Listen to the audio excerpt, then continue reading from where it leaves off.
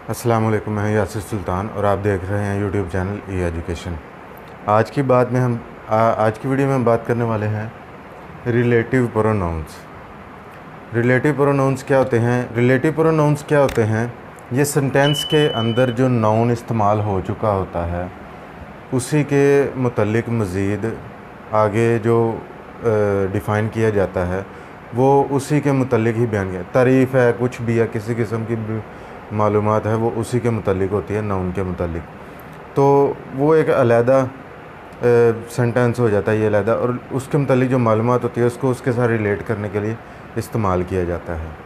ठीक है, तो रिलेटिव प्रोनाउन हम इसे बोलते हैं। मिसाल के तौर पर मैं एक मिसाल लिखता हूँ। ये मैंने मिसाल लिखी है कि this is the book which I want to buy.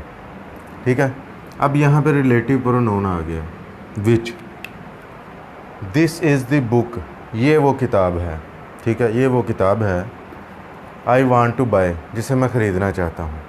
ठीक है, तो उसको अब बुक के मुतल्लिक ही सारा बयान किया गया है आगे कि जिसको ख़रीदना चाहता हूँ।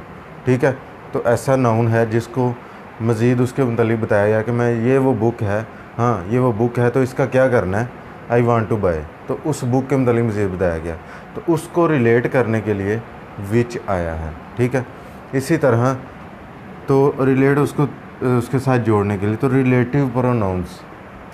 ठीक है, तो इस तरह मज़ीद बाकी हैं हु, हुम, विच, दैट, हुज़।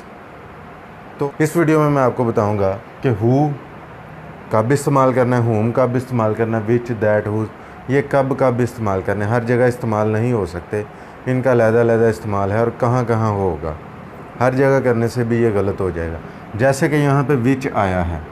ठीक है, this is the book which I want to buy, तो ये क्यों नहीं मैंने लिखा दिस इज़ द बुक हुम आई वांट टू बाय।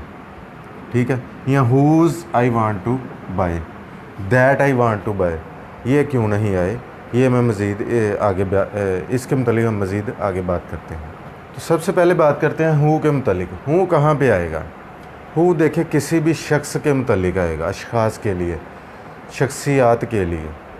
मैं फिर कह रहा हूँ कि शख्स के लिए, शख्सियात के लिए। कोई ख़ास शख्स है आपका, कोई दोस्त है, बाप है, बहन है, माँ है, कोई भी है, कोई शख्सियत है, उसके मुतल्लिक जब हम बयान करेंगे तो हम हु का इस्तेमाल करेंगे। I wrote a letter to my friend who lives in Lahore. अब इसके अंदर मैंने हु का इस्तेमाल किया, रिलेटिव प्रोनाउन आ गया। ठीक है, अब हु ही क्यों लगाया है? तो फ्रेंड की बात हो रही है, ये एक शख्स है। ठीक है, लेटर के मुतालिक नहीं बात हो रही। हाँ, अलबत्ता जिसको लिखा गया है वो जो आ रहा है उसके मुतालिक ऐसे भी है कि जो आपका सब्जेक्ट होगा, ठीक है, वो फ़ाइली हालत में उसको आप अगर कोई चीज़ करेंगे तो वो हु आएगा। ठीक है, my friend who lives in London. एक और बात, ये जो रिलेटिव प्रोनाउंस हैं जिसके मुतल्लिक आप बात कर रहे हैं सेंटेंस के अंदर, उसके साथ लगाने हैं, उसके करीब तर होने चाहिए, उससे दूर नहीं होने चाहिए। ठीक है, I wrote a letter to my friend lives in Lahore who. Who को मतलब हु को कहीं और नहीं एडजस्ट करना, तो जिसके मुतालिक बात कर रहे हैं उसके बाद ही आपने हु लगाना है। ठीक है, तो वो किसके लिए आएगा? अशख़ास के लिए। कौन से? फ़ाइली हालत में। ठीक है, ये है। आगे हम बात करते हैं हुम की। तो हुम कहाँ आएगा? ये भी शख्सियात के लिए ही आएगा, अशख़ास के लिए ही आएगा, लेकिन किस हालत में? ये तो आ गया, ठीक है, क्या इसी हालत में आएगा? नहीं, वो तब आएगा जब मफ़ूली हालत में आ जाएंगे आपके अशख़ास। यहाँ पे फ़ाइली हालत में आए, वहाँ मफ़ूली हालत में आएंगे, वो काम उनके ऊपर होता होगा। ठीक है, तो ऐसे अशख़ास के मुतल्लिक आप लिखेंगे हुम। मिसाल से मैं आपको समझाने की कोशिश करता हूँ। मैन हुम आई सा वाज टाल, ये मिसाल लिखी मैंने हुम की, रिलेटिव प्रोनाउन आ गया, द मैन आई सा वाज टाल, हुम। ठीक है, तो क्यों लिखा कि एक ऐसा आदमी है, आई सा वाज टाल, तो मफूली हालत में आ गया, इंफॉर्मेशन उसके मुतल्लिक दी जा रही है।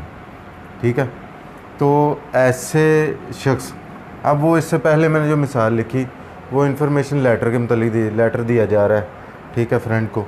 द मैन हुम आई सा वाज टॉल, तो ये हुम आएगा आदमी के लिए, ऐसा आदमी है कि जिसके मतलब मैं इन्फॉर्मेशन आई सा मैंने देखा, वाज टॉल, तो मज़ीद उसके ऊपर बताया जा रहा है, ठीक है, इसलिए मैं हुम लगाऊंगा। इसके बाद आ जाता है विच। विच किन चीज़ों के लिए आता है? विच आता है किसी जानवर, परिंदे, कीड़े मकोड़े और बेजान अशिया के लिए। हर जगह विच नहीं लगा देंगे, तो अमूमन ग्रामर में ये गलती हो जाती है, लेकिन चीज़ों का पता हो कहाँ लगानी है तो वहाँ पे आसानी हो जाती है। Give me the book which is laying on the table. अब मैंने यहाँ पे विच लगा दिया, क्यों लगाया? Give me the book. अब मेन बात हम किसके मतलब कर रहे हैं? बुक के मतलब, ठीक है, जो टेबल के ऊपर पड़ी हुई है। टेबल के बारे में नहीं बात हो रही, बुक के मतलब जो टेबल के ऊपर पड़ी हुई है, जिसकी वजह से मैंने विच का इस्तेमाल किया। विच आएगा बेजान अशिया के लिए, जानदार, कीड़े मकोड़े, इन ऐसी चीज़ों के लिए विच का इस्तेमाल होगा। बहुत इजी है इसको पहचानना कि विच हमने कहाँ पे लिखना है, ठीक है, तो इसके अंदर गलती नहीं होनी चाहिए। फिर आ जाता है जी दैट। दैट से पहले हम बात करते हैं हुज़ की। हुज़ कहाँ पे आएगा? हुज़ किसी की मलकियत को ज़ाहिर करने के लिए हुज़ आएगा। आप ऐसा फ़िक्रा बोलते हैं जिसके अंदर उसकी मलकियत आपको ज़ाहिर, आपने पहले हिस्से में कोई एक नाउन लिखा, अगले हिस्से में आप उस किसी चीज़ को उसकी मलकियत ज़ाहिर कर रहे हैं, ठीक है, उससे रिलेटेड, तो वो आ जाएगा, फिर उसकी जगह पे हुज़ आएगा। किस तरह आएगा? मैं एक मिसाल लिखता हूँ। ये मिसाल है कि this is the boy who's legs fractured.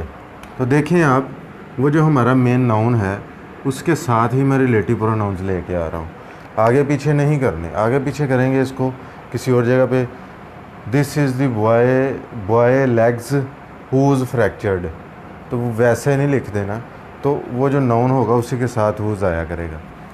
कोई भी रिलेटिव प्रोनाउन होगा तो वो उसके साथ आया करेगा। This is the boy who's legs fractured. अब टांगें क्या हैं?